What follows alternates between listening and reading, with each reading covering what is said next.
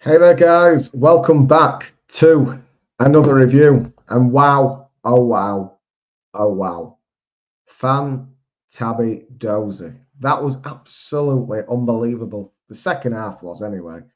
Um, Everything you want from a Leeds Liverpool game, the rivalry, and everything that comes with it, the ingredients for an absolute magic, probably one of the one going down in the history books, and certainly will or should be on match of the day first tonight. It was an absolute brilliant game, second half, very open, very end to end. Had a little bit of light and shade to it throughout the match. Thought the first half was a little bit boring, a little bit tedious. Nobody really opened each other up. Thought Leeds pretty much just held what they had to do, withstood Liverpool, bearing maybe a couple of set pieces and a couple of open play moments. But other than that, they were really good. And then second half, all of a sudden, everything just opened up. There was fire, there was fury, there was aggression, everything that you want to see in a Premier League match, and why it is the best league in the world. And it was just unbelievable, really. You know, the fans, the atmosphere was a typical Ellen Road extravaganza. The Leeds fans never disappoint. It was unbelievable to be in. Really thoroughly enjoyed the game myself. And, you know, like I say, get your comments in, guys, nice and early, and let's get cracking with this review today. So just going over the goals, firstly. So you've got Ekatike. It was a really disappointing one from Joe Rodon. You know, the man who is Mr. Reliable, 7 out of 10 every week. Even he can drop a mistake every now and again. I was really disappointed. You know, he just played a square pass to very much on his blind side. I think he just expected someone to be there. And it was just a lack of concentration, focus in the moment. And then Katike, you know, you can't do that at this level. You can't afford to be dropping them sort of mistakes, playing it through. Ampadu just couldn't quite get there. And I think he was more probably worried that if he did get there, how much of the ball would he have taken? I'm not so sure a great deal. So it was probably safer for him to sort of let him get through a little bit easier. And obviously puts it away and sends Liverpool 1-0 up. Then you're looking at the second goal that goes in, you're thinking, Goodmanson, again on his side, he's let us down a slight bit again. You know, I'm very concerned with him of late. I thought he lost the plot a little bit as the game went on. To be honest with you, he was giving the ball away quite cheaply. And I'm not having a go at Leeds here. I'm just giving the review, guys, of the game. So please bear with me. But he's given the ball away in a really dangerous, precarious moment. And then they've obviously gone and put the ball into the box. And Ekatike is just slightly onside. So, you know, at that point, I'm thinking, oh dear, this could end quite badly, especially 2-3 maybe going in. And it would have been curtains had another one went in. But this is where the turning point comes, obviously. Really, really good from Leeds. Aggressive, you know, never say die attitude. They got really stuck in and they were attacking. They imposed themselves onto Liverpool. They made it a real test and asked questions constantly of Liverpool. And that was the key. That was the key. Just keep going, keep battling away. Fair play to Daniel as well. I want to give him some credit today. Because the two goals that come, that is not his fault. He can't do anything about that. So it's elementary errors, something that we keep discussing on the episodes to get rid of, and we're still struggling and not quite managing to do that just yet. But you know, the goal itself, you know, Kanate stupidly, naively dives in when Nonto comes on, as we were saying with the subs. Tanaka should have been on that for me at half time. The midfield was far from inspiring. There wasn't any creativity or anyone to push the team up the pitch. So it was very much a let's play safe first half, see where we sat at half time. But, you know, coming back, sorry, I'm going to have to go back a bit here. But, you know, again at half time, we've come back out and we've been switched off. So that's something, again, that concerns me. But I'm not going to look too much at that tonight because as soon as Nonto gets that penalty, Calvert-Lewin puts it away. The crowd, the roar, oh, absolutely unbelievable. It just set. The fortress was set. Liverpool absolutely, how do I put this politely? Just completely self-imploded is what I will say. And then all of a sudden, very similar to theirs, it was a sort of deja vu type of thing. We go and score a second very quickly. And it just, the crowd absolutely erupted. And it was just so magical. You know, again, I spoke about on Wednesday, hairs standing on the back of my chest, on my neck, and on your chest, wherever it is. And it was just unbelievable. I was so proud of the boys today. I think it was a really difficult game. I don't care where they are in the league. They are a top side. They're a better team than Chelsea, 100%. Quality wise on the ball retention work. They are a lot more concrete than what they were. A lot more experience. 259 million sat on the bench. I mean, this can come to Ellen Road. You can try and scare us with the players that they have, but ultimately they've lost 6 games this season. They've lost 6 football matches, so they're not invincible. You know, Liverpool fans think that they are the best team in the league right now. Well, I'm not so sure they are. I think that we've completely controlled parts of that game. It was very counteract sort of stuff, which it had to be, you know. But when Daniel changed, it reverted back to the 4-3-3, which has been working. You know, it's only because that teams have a lot of quality that they penetrate on us quite quickly and things can turn. The transitions are really difficult to cope with. This league is, you know, we're trying to bring proper pint football with us a little bit. And that's no disrespect to what we're trying to achieve or do. But, you know, that it sometimes outweighs that bit of class that teams can bring, which we've shown over the course of the week. I mean, we've scored, what, two against Man City, 3 on Wednesday and another 3 today. I think that's a really good return, and 4 points out of those 3, which it should have been more. Let's not forget that it should have been more. But it's, you know, it's brilliant, and fair play to the players. They've really got stuck in, and they've got going tonight. And well done to Leeds second half. It was a heart-beating performance, one that would send any heart pacemakers through the roof, I believe. Ian, go Leeds, go Leeds, best team. Yes, it was a fantastic display. Looking forward to seeing what Daniel has to say afterwards. I haven't caught up. I've only really just got in, so I wanted to get straight on with our review today. Ian has put great night. Absolutely, mate. It's ones that you're probably going to remember for quite a long time, really. You know, newly promoted Leeds United, having quite a storm of a week ahead at the time, and to come away with the points we have done. Wow, it's a testament to the players. You know, real character and desire shown today. Let's not forget that. You know, we aren't a team that's built on absolute qualities. We have our little gems like your Tanakas, you know, your Joe Rodons, who are normally 7 out of 10 every week. Today he's probably gone below that, to be honest, with the goal that he's given away. It was very schoolboy, but it wasn't usually like Joe to make them type of mistakes. So I will let him off. But to be honest, you're looking at it now. Had we, you know, the goals do change the game, the tempo of the crowd and everything. Would it have still been as cagey had they not scored? You don't know. It's very difficult, and it's all ifs and buts. But, you know, I do wonder whether we could have won that had it have been 0-0 and we'd have had our moments whilst it was like that. And would Daniel have changed the system? Would certain players have switched and come off and come on? I don't know. So that's what makes it so entertaining. The Premier League, guys, you know, this is the dream, baby. And this is what I love. I love the Premier League. This is why when fans say we want to go back down, then no, you don't. Don't tell yourself silly things that do not have any substance to Leeds United. This is a football club that has to be in the Premier League, even for the first 2 to 3 years. If we're having to scrape a little bit, having to dig in, and that's just what it is. That's what we've got to understand. That it's going to be difficult, but if we all stay united, we all stick together.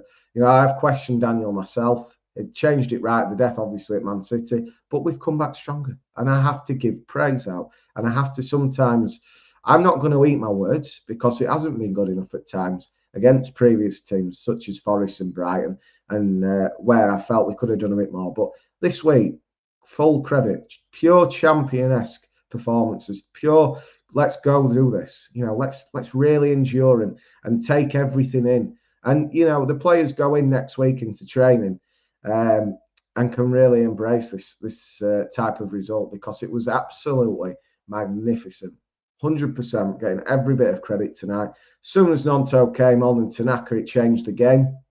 Thought we looked a lot better. Similar to Chelsea, we were more on the front foot. We were pressing high. We were trying to get into their spaces. And again, like I've said, we were questioning Van Dijk a little bit. It's the best I've seen a striker come up against Van Dijk, if I'm honest, in the air. I thought aerial duels, I thought Calvert won quite a lot against him, and he gave him a really torrid time out there. And that's something that Leeds, going forward, gives me a lot of hope. And against Brentford, we have to carry this on. There's no excuses now to let this bar drop. They've got over a week to rest. I hope Daniel gives the lads at least a day or two off. I think they've deserved it, and it's coming back into it. I think one player that does slightly concern me, who I've been full of praise for at times, is Noah Okafor. I don't think he doesn't look fit at all. He's tiring very fastly in games, and I think it's something that I don't want to call it laziness, because I know there's a player in there that's really good. And his pace at times can be deceiving when he's on the wing. He's not a striker. He's not a striker for me. He's more of a winger or an inside winger that can affect games. But yeah, I don't particularly like or really want to see the Okafor and Calvert-Lewin partnership come too often, if I'm totally honest with you. But credit to everybody on the pitch. They've all played the part. Even Perry came to the party a little bit today, and he made some decent saves. A little bit soft on some set pieces. Thought he could have cleared out a few players a bit more than what he did. But he did make two fantastic saves. There was one that I think he sort of clawed out of the back of the net, or it was going that way anyway. So, guys, keep putting your comments in. Give me your thoughts on the game. You listen to me. I might be talking rubbish, so please entertain me. Let's see what you've got to say. Let's have a really good discussion tonight on this. It's a fantastic, fantastic night at Ellen Road in front of a hostile atmosphere, one that Liverpool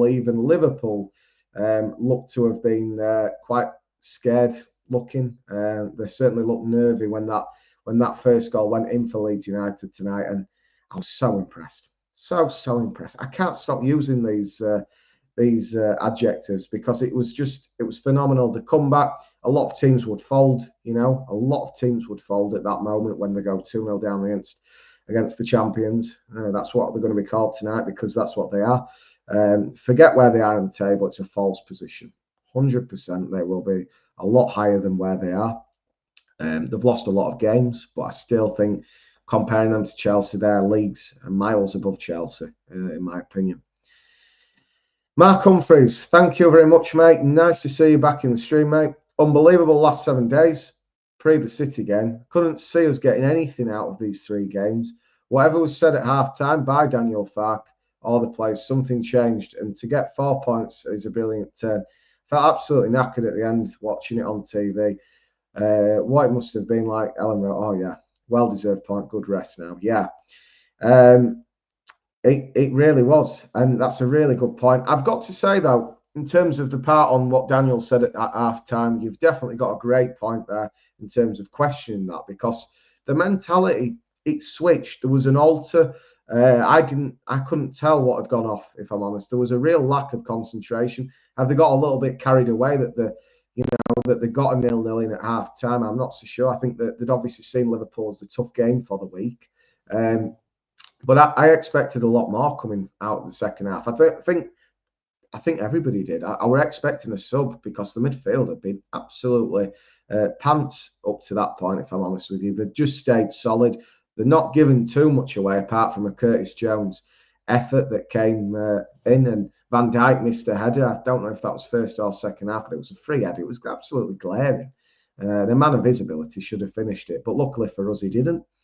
But I'm a little bit concerned by the halftime talks. I don't know what's going on, and I must admit the reaction second half early on wasn't good enough at the time. So if we isolate these incidents into moments and really and talk about that, I don't think it's been anywhere near good enough to start second halves more often than not, if I'm totally honest with you.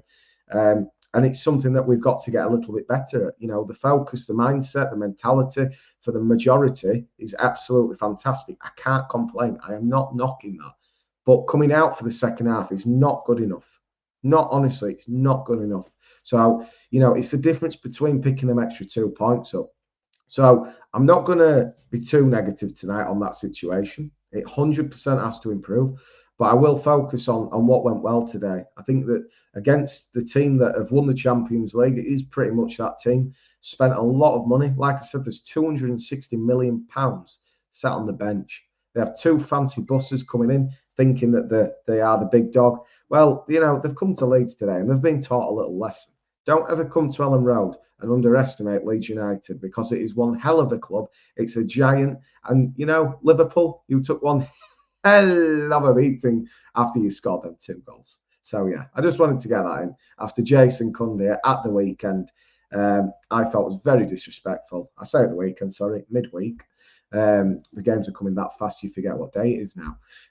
Jason Cundy was so disrespectful about Leeds. Well, we've just proven now. We've played ultimately three massive football clubs in this league that respectively to Leeds, they all should be in the top four or have been fighting for a title in the last 5 years. So, when you look back at the last performance we had against Liverpool at home, I will mention the away game that we won 2-1, but at home we lost 6-1. So the improvement since then, and for me the biggest one, the nucleus of it, was the cohesiveness compared to them. There's been a huge improvement on that side of things, and that's something that going forward I want to see it every time.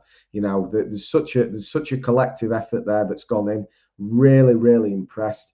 And as Mark said, 4 points, it's an absolutely fantastic return. It's better than anything that anyone would have predicted.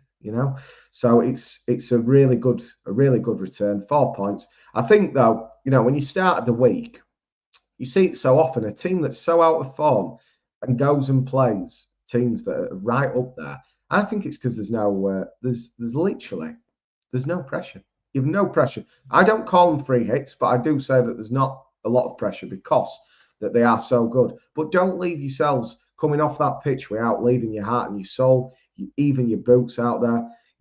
Okay, go back into the changing room, look in your pocket. You're hoping to see your keys there. You're hoping to see your wallet, and you're hoping to see that you've got at least one or two Liverpool players in your back pocket on an individual duel. So yeah, I think there's a few players out there today that can say that, and I'm so proud of the group. They've all come together. Some aren't playing as much as probably they'd like to, but it doesn't matter. They're a team that's united. They're a team that are on the front foot. They're a team that try their best, and that is all I can ask. It doesn't have the most quality in it, but what we do have, there is a nice mixture of it. Currently, what situation we are in. So, Eamon, good evening, sir. We need more clever and accurate forward passing. Well, I must say, it's very true. I think, there are times we are a little bit loose in possession. Okay. So, yeah, I understand that. But, we are playing some of the best sides. I think the only one that I can really go with, especially first half, we were very dismissive. We were very much just get it out of the way. And then when we're up against it, we're playing against the ball a lot of the time. And I think Leeds wanted that slightly first half. I don't agree with it. I don't know if they did or not, if it was just panic. But, there were times where it was creeping back in, where we were giving the ball away a lot. And I think it's a very fair point. I think we do need better ball retention work after this week especially. Thought first half they were passing it round the back because they didn't really know what to do with the ball, and they were so concerned that Liverpool were going to come at them that they forgot what they'd done on Wednesday to a team that's in the Champions League that had beaten Barcelona 3-0. They have absolutely nothing to fear. If we can play this system, I know we slightly changed it when we started bringing players on, but if we can continue with this system and make tweaks to it like we have done today, then we've got no issues. We've got to have the manager on board with it too. He has to keep this pragmatism up, because if you don't, then you do fall behind in this league. Luckily, I feel like he's starting to realise now that when you are making changes and trying to make it difficult for the other teams, whether that's offensively, defensively, then, it does make a big difference. And it's showing that now. So, Daniel, keep doing this. Keep going like what we are. I am so impressed with you this week. Don't spoil it now at Brentford. We can go there and we can win it. I won't accept anything less than 3 points after playing teams like we have done and taking the points and the performances out like we have too. So it's absolutely massively important now that we keep going. Mark Humphries, please don't stop. Yeah, I have probably said a few couple of funny things tonight. But everybody's so happy, it's a winning point. It's not like against Bournemouth where we concede late on and it's a stupid goal that we concede. It's a great performance today and we've warranted something and we've managed to dig deep and we've got stuck in and we've gone and got what we deserve. So, Liverpool and all them scousers in that corner, they'll be going back on their buses, disappointed, obviously. But they've come to the Lions' Den today and they can't forget that. So, they'll be disappointed because obviously they've gone in the lead, 2-0 up, 3-2 up, and they've thrown both away. But that's their fault. That's completely their fault. And complete credit to Leeds United. I do feel 12-12 today. It was 12 men versus 12 men. Let me explain that. They had the referee, the scouser that was in the black kit, which was Anthony Taylor, as per usual. And Leeds had the players in the crowd. And luckily, we managed to come out, I'd say, on top in the end. And if any team was going to win it, who knows? Really, today, who knows? I don't know if we would have won it. I don't know if we'd have lost it. So I think a draw in the balance was probably about right. I thought they couldn't neutralise what we were trying to achieve today. That was the bottom line. And I was so happy. And then coming away from Ellen Road, you can't stop thinking about the week we've had. It was absolutely fantastic. Mark, great analysis, mate. Thank you very much, sir. Like I said in the previous episode, I'm looking at trying to get some sort of app onto the system so we can actually digress it even further than what we are doing already. It's something that I'm going to hopefully get going. I can't promise anything, but it's certainly going to be something I'm looking at. I've not had any time because of how busy we've been this week. It's just been crackers. Mark Humphries, he was shocking. If you don't mind, just let us know who you're on about there, mate. Smudge Ukraini, nice to see you, matey. Yes, some poor goals we give away, but what a fantastic fight back. Again, Daniel Fart, well done getting the team playing together. Absolutely, Smudge, and you made a fantastic point there. Daniel has done it again, and he is seemingly getting himself out of that wormhole. When you talk about confined space course, Daniel's definitely been on that because he comes through them holes every time right on the last second that he just pulls himself out of that. Because I even think today, if we'd have got beat against Liverpool, his job is certainly on the line. So it should take a bit of pressure off him for next week now. But I think Leeds are playing better with the pressure as well of knowing Daniel's fate's not quite so, and I think that's giving them an extra 10% to run and push. We missed a match today, 100%, but the team have come through it yet again. So proud. Mark Humphries, yes, we deserved a point. City got it today, yeah. And that's it. They do say over a season that it balances itself out. I think it's the biggest myth I've ever heard, if I'm honest with you. I don't believe in that. We get what we deserve. We should get what we deserve, most of the time, but we never do. So fingers crossed that we can start really getting some late goals if we need them, and balancing those points that we've missed prior to this, and making sure that we do. Yes, he was. That's what you're on about, the referee. Yeah, never gives us anything. If you remember, I remember back to when Sheffield Wednesday beat us 2-0 at Sheff Wednesday at Hillsborough. And Leeds scored a very much legitimate goal. The referee blew, which was Anthony Taylor on that day. And we scored the goal. Steve Evans had gone to the toilet, so he wasn't aware that the goal had somehow not counted. I'm not going to call it disallowed because apparently the game never kicked off. But he blew his whistle. Leeds scored. Their player hadn't gone off the pitch as he was walking off because he was injured or something. He's blown to say that we're playing. Well, you can't disallow it. But Anthony Taylor, of course, can, because he's absolutely rubbish. Always has been. Same referee as what gave the soft penalty against Derby in the playoffs. Only him would give that. I can't. Honestly, if I ever met Anthony Taylor, I would, and this is an honest fact, I would tell him, you are such a bad referee. What made you want to do this game? Honestly, what makes you want to be a referee? I don't know what goes off back at the FA, because how he's got to the top is absolutely unbelievable. And even Michael Oliver's the most overrated ref I've ever seen as well. And he usually gets this game too. So there's always controversy. We did get a penalty today. He had to give it. He didn't. He literally didn't give it. He waited for VAR. He did. He just let the ball go out and waited for VAR. That to me is ridiculous. The point where he stood watching the game. He stood watching that moment, that situation evolve, yet couldn't give a penalty. He waited for the mic back in London to tell him, go look at the screen. He called it a careless tackle off Konate. Yeah, well done for looking that on the second time. You're so good, aren't you, Anthony Taylor? How the hell he didn't see that to start with is just absolutely ridiculous. So, yeah, I've no time for Anthony. I think he's one of the worst referees I've seen in the game. And Rob Jones gets that title as well. One of the better ones I've seen is Darren England. And ironically, I think he is actually from Yorkshire. I know he's been to a couple of colleges around the area. So, yeah, I'd like to see him refereeing a bit more. Because Rob Jones, he's another one as well. You know, he just swings about like he's got a purpose on the pitch. You're not supposed to be seen as a referee. Only intervene when it's necessary. Just breaking play up constantly. And it makes these games, just takes that little bit of magic dust off. It hasn't today because Tanaka is a magician and he took the magic dust off him. But, you know, they just want to be seen on TV. I swear he goes to that monitor on purpose so he can get to talk on the mic. That's all it is. It's all, honestly, it's such a fiddle at times is the game. But, you know, we move on. And it's no sour grapes from me. That is fact. So I'm just going to have a quick drink. Eamon, again, thank you very much for your comments, sir. Fact should continue with this formation and play for January to improve it.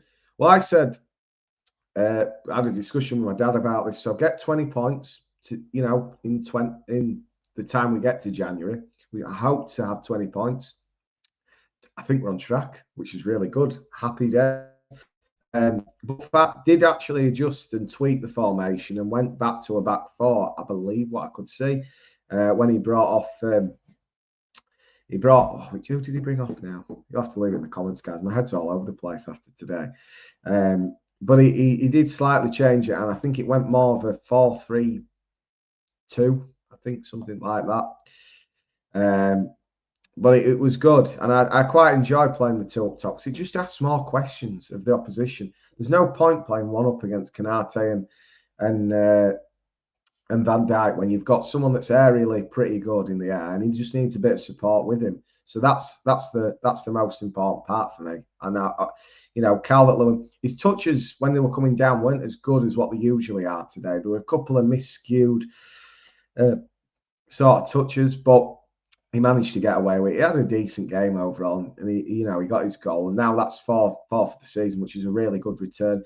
And like I said, 10 goals from either Emecha or Calvert-Lewin. If they can both be on 10, that's fantastic. And yeah, the situation we're in, I think we're looking pretty good. I think other teams will be starting to worry that Leeds are gathering this momentum now, and rightly so. We deserve this. We've actually played a lot better than what the table shows.